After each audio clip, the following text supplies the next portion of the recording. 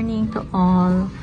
Ayan ang ating view for today. Diba? Ang ganda niya, oh. May swimming pool sa tapat lang. Siyempre, mag-ipay kami ng shuttle kasi magsakay kami ng shuttle. Waiting pa kami. Pero yung bagahin namin is pinasok na doon sa shuttle kasi makikisakay kami ng shuttle.